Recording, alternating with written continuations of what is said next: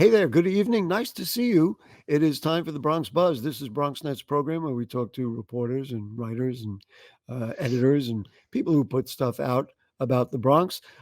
This evening's first guest is going to talk with us about migration. We're going to break it down and talk about migrants in New York. Second segment is about Latino sports. You're going to love what you hear in that segment. But right now, let's talk to an investigative journalist who focuses on immigration. He's a lecturer at NYU, a member of the editorial board of the New York Daily News.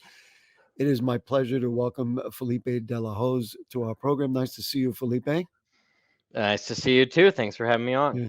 So this piece that you wrote in City and State New York, as I just told you before, and I thought it was the most sensible, smartest piece about migrants in New York that I had read. The mayor said that this will destroy the city, the migrant situation. Um, you had a more reasoned point of view, a more analytical point of view. We can break it down, but why don't you just state what you had seen and what you think could be done? You said it's a logistical problem. Explain what you meant.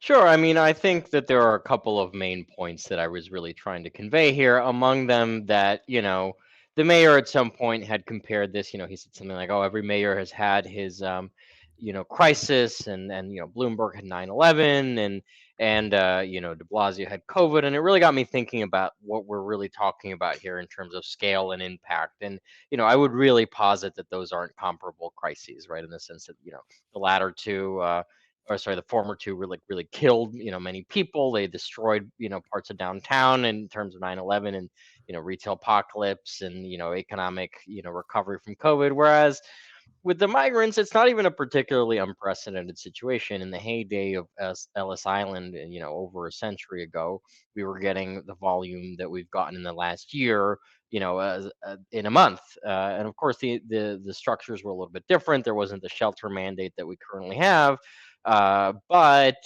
I would say that only, serves to highlight even further that what really makes the difference between our ability to manage this and our ability to not manage it is policy choices, more so than there's any kind of inherent inability to accommodate all these people, particularly as the city's population has declined in the last I was going to bring that up. When I read it, I was like, wait a minute, he's right.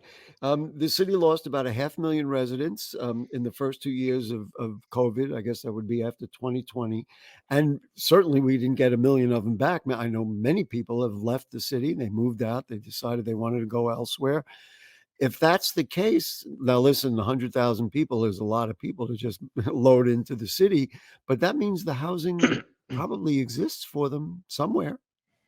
Sure. And I think that the way that the numbers get presented are sometimes a little muddy too. Like the 100,000, I think it's 110,000 are arrivals, but many of them have left, right? If you look at the city's estimates, for example, of the number of people that are currently in the city's care, I think it's around 65,000. So we're looking at not quite half, but, a significant portion that have, for whatever reason, left shelter. Some of them, I think, probably have already gained work authorization and reached some level of self sufficiency.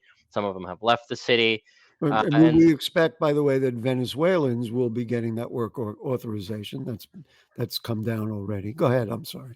sure, with the temporary protected status, which should Right. apply to about 10,000 people currently in the city's care, a little bit less than that. But, I'm sympathetic, of course, in the piece and in general to the Adams administration and the Hochul administration to a certain degree, because I don't think they're wrong per se that this is really a national and to some extent an international issue that is kind of coming down to bear almost exclusively on New York City, right? There are other states and cities that have received large populations of migrants, but nothing even approaching the number of people that have arrived to New York. And to their credit, their language thus far has at least alluded to the idea that of course, we will continue to take care of folks. We're not going to throw folks to the wolves. It's just that it's a significant fiscal issue. And so my part of my argument too is that we're talking about this all wrong, or at least the framing is limited in that we have only talked about this as a burden. We have never talked about this really also as an economic opportunity,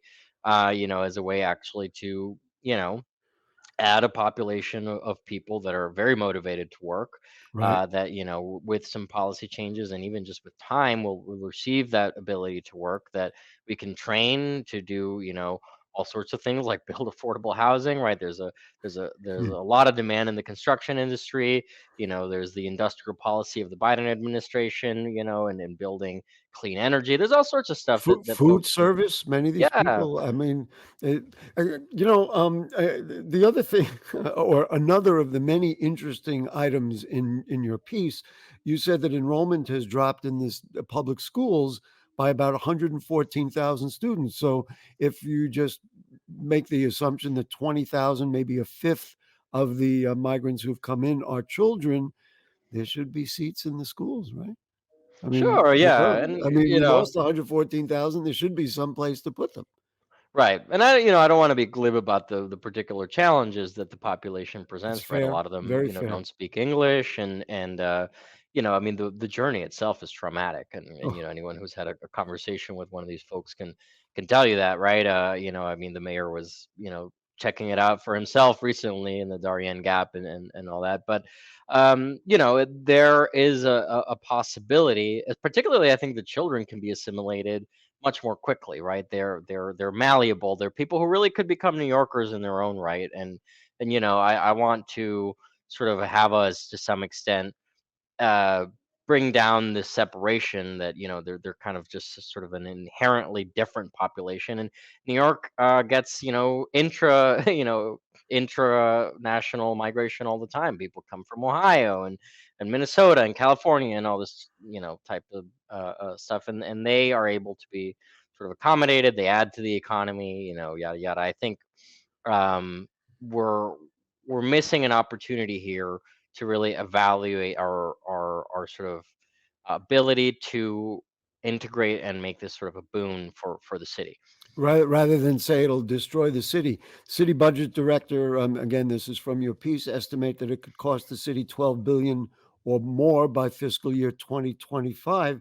And this I'm going to quote from your piece. If the Biden administration wrote New York City a check for $5 billion and migrants were able to immediately receive work authorization and leave city shelters, much of the urgency would fade. That's your point of view. You obviously stick with that. It makes sense to me.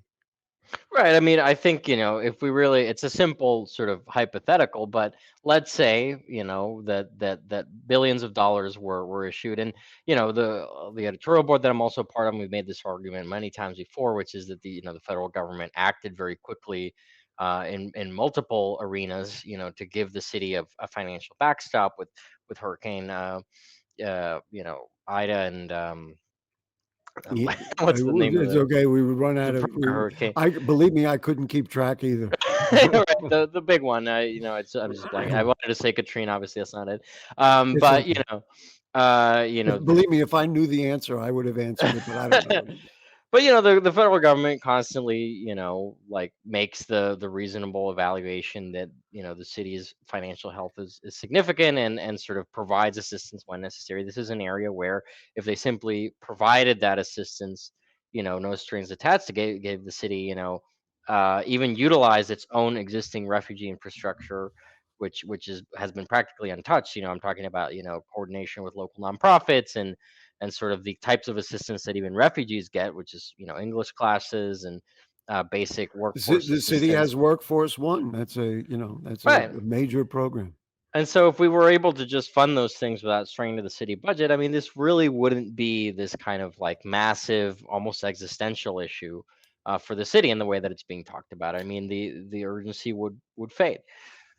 I got two questions that were not really, because you're an expert, I want to ask you about these two Sure. things. One is the cause of the migrant explosion, so to speak.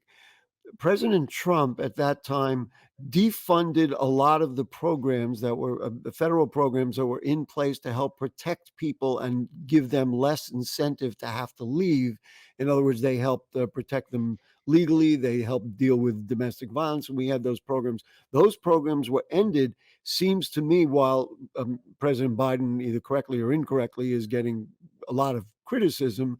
But that germ of a moment was the moment that kind of the migrants were let loose, so to speak, and say, we got to get out of here because there's no protection. Am I right about thinking in those terms that that's what happened historically to this situation?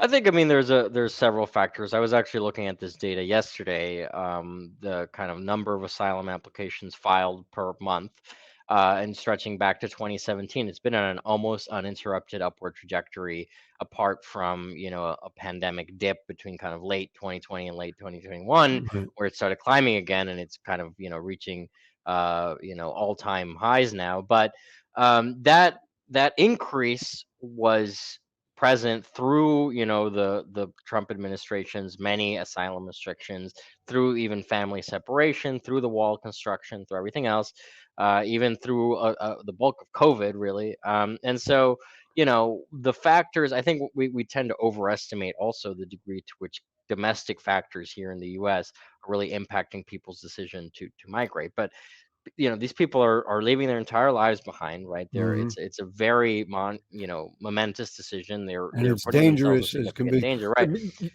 if I can, because we're going to run out of time, it would be interesting to see what those numbers look like through the Obama administration to see if there was some stability, whatever. Anyway, the last thing before we go, I visited a town in upstate New York, a small town. Main Street is dying. The only new stores that are there are frankly, ethnic groceries and other things. Mexicans and Venezuelans have come.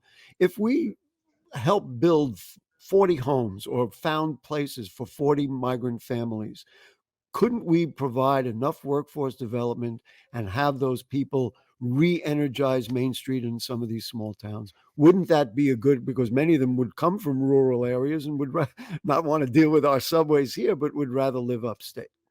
Sure, and I think it isn't even necessarily a hypothetical. We have evidence. For example, Buffalo is an example that I point to Hmm. often, where they'll credit a lot of elected leadership there, and sort of even economists will credit the arrival of refugees, which is a slightly separate program, but a lot of refugees in Buffalo over the last 10, 15 years, with having actually had a massive revitalizing effect economically, right? And so we have plenty of data to point to say, ultimately, if we actually do this in an intelligent way and provide the bridge that people need to go from this kind of destitute position to really contributing to the economy, that they will do so, right? And that they will That's what you I've know yep. Listen, yeah. Felipe De La Hoz, we're gonna call you back because you are a tremendous expert. You have a wonderful point of view. I wish somebody in government would hire you and put you in place so we can get some of this really done.